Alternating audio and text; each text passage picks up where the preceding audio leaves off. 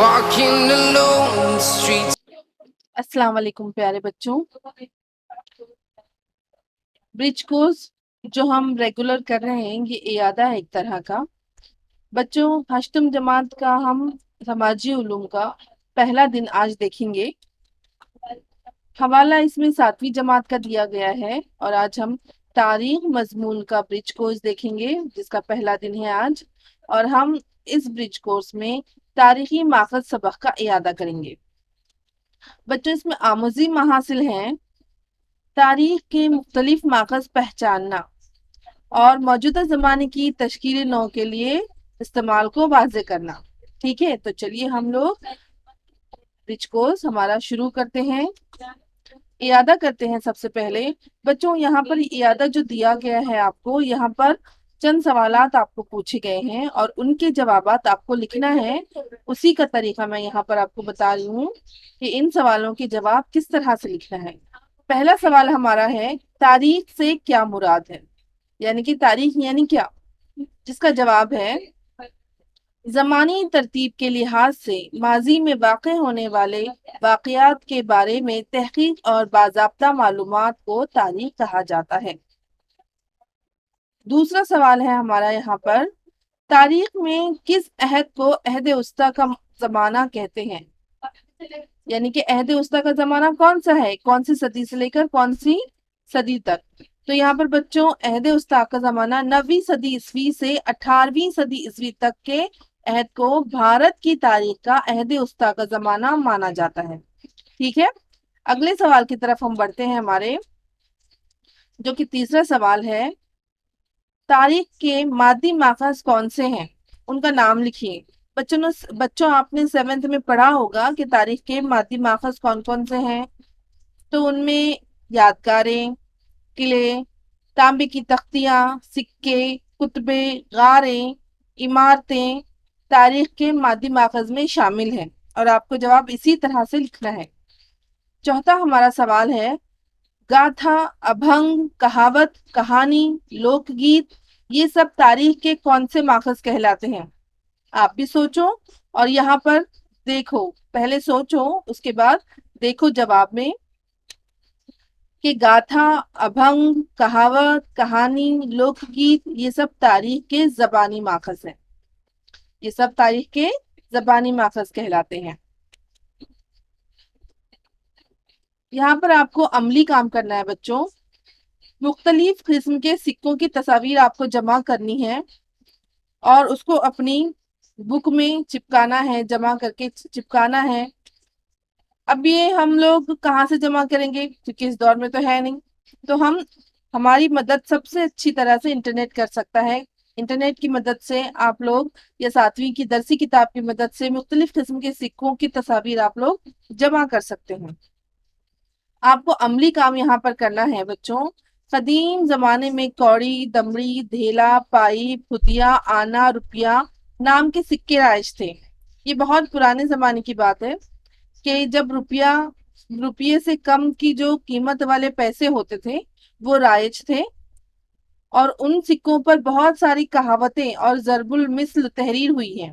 وہ آپ کو یہاں پر لکھنا ہے، جس کی چند ایک مثال میں آپ کو یہاں پر بتا رہی ہوں. اسی طرح سے آپ اور لکھ سکتے ہیں. کوڑی کے کام کا نہیں. دوسرا ہے چمڑی جائے دمڑی نہ جائے. تیسرا ہے پائی پائی کا حساب رکھنا. اور چوتھا ہے روپیہ پیسہ ہاتھ کا میل ہونا. یہ تمام ضرب المثل ہیں. اسی طرح سے آپ اور ضرب المثل ڈھونڈ کر لکھ سکتے ہیں اپنی کاپی میں اور اپنی کلاس ٹیچر کو بتا سکتے ہیں، چیک کروا سکتے ہیں ان سے.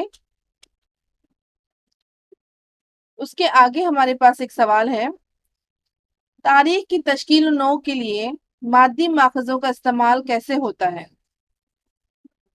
تاریخ کی تشکیل نو کے لیے مادی ماخذوں کا استعمال کیسے ہوتا ہے یہاں پر ہم لوگ دیکھیں گے. یادگاریں، سمادھیاں، مقبرے، عمارتیں اور محلات یہ تمام مادی ماخذ میں شامل ہیں. ان ماخذ کے مطالعے سے ہمیں اس عہد کی تاریخی معلومات حاصل ہوتی ہیں اور اس دور کی فن تعمیر، فنون لطیفہ کا معیار کیسا تھا، معاشی حالت اور عوام کی طرز زندگی کا علم حاصل ہوتا ہے. اور اسی طرح سے تاریخ کی تشکیل نو بھی ہوتی ہے.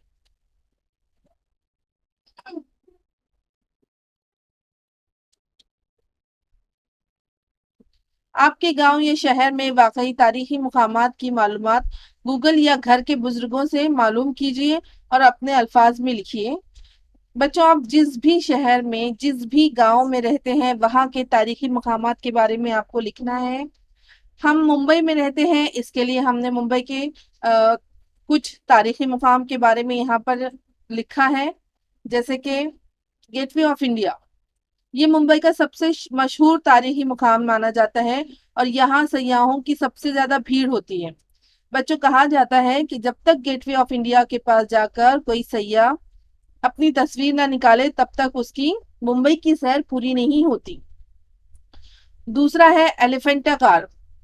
ایلیفینٹا غار شہر سے 10 کلومیٹر دور ممبئی کی بندرگاہ پر ایلیفینٹا جزیرے پر واقع ہے، جہاں کچھ ہندو اور کچھ بدھ مذہب کے غار موجود ہیں۔ اس کے بعد تیسرا ہے حاجی علی درگاہ۔ یہاں حاجی علی شاہ بابا کا مقبرہ ہے۔ یہاں تقریباً ہر مذہب کے ماننے والے آتے ہیں۔ یہ درگاہ سمندر کے ایک چھوٹے سے جزیرے پر واقع ہے۔ اس طرح کے کئی تاریخی مقامات آپ کو ممبئی میں بھی دیکھنے ملیں گے، یا پھر آپ لوگ جس شہر میں، جس گاؤں میں رہتے ہیں، وہاں کے تاریخی مقامات کے بارے میں معلومات حاصل کیجئے، انٹرنیٹ پر سرچ کیجئے، اپنے گھر کے بڑے بزرگوں سے پوچھئے اور اپنی کاپی میں لکھیے۔ تاریخی ماخذ سبق کا اعادہ کرنے کے بعد یا پڑھنے کے بعد بچوں آپ نے کیا سمجھا، اسے آپ کو مختصراً لکھنا ہے۔ تاریخ کے ماخذ سبق کے مطالعے سے ہمیں ہمارے شہر کی تاریخی ماخذوں کا مطالعہ کرنے کا موقع ملا، اور مطالعہ کرتے وقت ہمیں ہمارے شہر کے تاریخی مقام کے بارے میں بہت ساری معلومات حاصل ہوئی، اور تاریخ کو قریب سے سمجھنے کا موقع ملا، اور تاریخ یہ مضمون سے ہماری دلچسپی اور بڑھ گئی۔ بچوں، یہاں پر آپ کو ایک خاکہ دیا جا رہا ہے جس میں سے آپ کو تاریخی ماخذ کے نام تلاش کرنے ہیں۔ دیکھو، یہ خاکہ یہ ہے، اور جس میں سے آپ کو تاریخ کے ماخذ کے نام تلاش کرنے ہیں، یہاں پر میں نے آپ کی مدد کی ہے۔ اسی طرح سے آپ اور بھی اگر اس میں ملتے ہیں تاریخی ماخذوں کے نام تو آپ وہ تلاش کر سکتے ہیں۔ جیسے سب سے پہلا ہے مقبرے، دوسرا ہے گیت، تیسرا ہے برتن، چوتھا ہے کہانی، پانچواں ہے لباس، چھٹا ہے کپڑے، ساتواں ہے دنت کتھا، اور آٹھواں ہے مسجد۔ اس طرح سے آپ اور بھی اگر آپ کو ملتے ہیں پوشیدہ الفاظ، پوشیدہ تاریخی ماخذ کے الفاظ، تو آپ ڈھونڈ کر اپنی کاپی میں لکھ سکتے ہیں۔ تو بچوں، تاریخ کا پہلے دن کا برج کورس ہمارا یہیں پر ختم ہوا۔ انشاءاللہ ہم لوگ نئے ویڈیو کے ساتھ دوسرے دن کے ساتھ ہم پھر ملیں گے۔ جزاک اللہ۔